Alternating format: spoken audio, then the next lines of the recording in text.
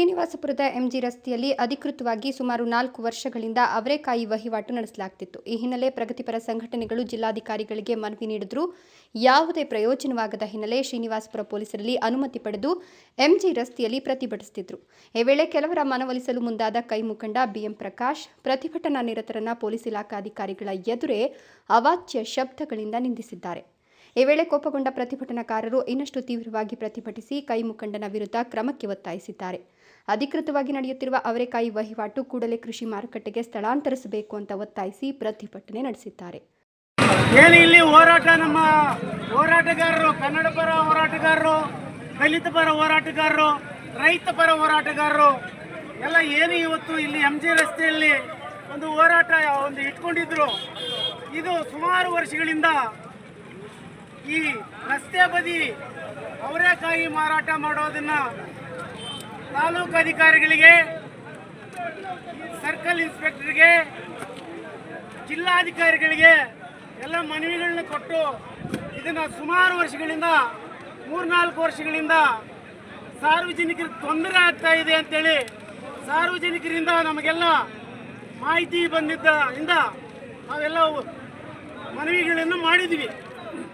ಆದರೆ ಇವರು ನಿಲ್ಲಿಸಿಲ್ಲ, ಅಧಿಕಾರಿಗಳು ಅದನ್ನು ತಡೆದಿಲ್ಲ.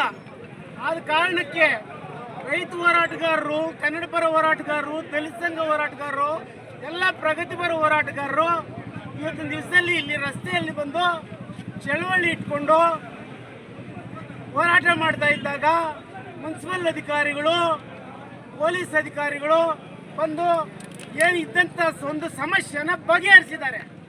ಬಗೆಹರಿಸಿ ಹೋಗೋ ಸಮಯದಲ್ಲಿ ಇಲ್ಲಿ ಬೇರೆ ವ್ಯಕ್ತಿಗಳು ಬಂದು ಇಲ್ಲಿ ಹೋರಾಟಗಾರರ ಮೇಲೆ ಅವ್ಯಾಚ್ಯ ಶಬ್ದಗಳಿಂದ ಮಾತಾಡಿದ್ದಾರೆ. ಅವರು ಹೋರಾಟಗಾರರ ಮೇಲೆ ಮಾತಾಡುವಂಥ ಅವಶ್ಯಕತೆ ಅವ್ರಿಗಿಲ್ಲ. ಹೋರಾಟಗಾರ ನಾವು ನಮ್ಮ ಹಕ್ಕು ನಾವು ಕೇಳ್ತೀವಿ. ಪ್ರತಿಯೊಬ್ಬನ ಅವ್ರಿಗೂ ಕೇಳಂಗಿದ್ರೆ ಅಧಿಕಾರಿಗಳ ಹತ್ರ ಹೋಗಿ ಕೇಳಿ, ಮುನ್ಸಿಪಲ್ ಆಫೀಸ್ ಹತ್ರ ಹೋಗಿ ಕೇಳಿ, ಪೊಲೀಸ್ ಸ್ಟೇಷನ್ ಹತ್ರ ಕೇಳಿ, ಜಿಲ್ಲಾಧಿಕಾರಿಗಳ ಹತ್ರ ಕೇಳಿ. ನಮ್ಮ ರೈತ ಹೋರಾಟಗಾರರ ಮೇಲೆ ಬಂದು ನೇರಮುಖಿ ದೌರ್ಜನ್ಯ ಮಾಡಿ, ರೌಡಿಸಮ್ ಮಾಡಿ, ಈ ಕೂಡಲೇ ಅವ್ರ ಮೇಲೆ ಇಲ್ಲಿ ಹೋರಾಟಗಾರನ ಅವ್ರ ಕ್ಷಮೆ ಕೇಳಬೇಕು. ಇಲ್ಲದೆ ಹೋದರೆ ಅವ್ರ ಮೇಲೆ ಪೊಲೀಸ್ ಅಧಿಕಾರಿಗಳ ಮುಂದೆನೇ ಮಾತಾಡಿರ್ತಕ್ಕಂಥ ಮಾತು ಅವ್ರ ಮೇಲೆ FIR ಹಾಕ್ಬೇಕು ಅಂತ ಹೇಳ್ತಾ ಇದ್ದೀನಿ. ಆಗ್ತಾ ಇದ್ರೆ ನಾವು SP ಹತ್ರ ಹೋಗ್ತೀವಿ. SP ಹತ್ರ ಹೋಗಿ ಅಲ್ಲಿ ಮಾತಾಡಬೇಕಾಗ್ತದೆ. ಇಲ್ಲಿನ ಅಧಿಕಾರಿಗಳ ಜವಾಬ್ದಾರಿ ತಗೋಬೇಕು. ನಂದೀಶ್, ಶ್ರೀನಿವಾಸಪುರ, ರಾಯಲ್ಸ್ ಕನ್ನಡ.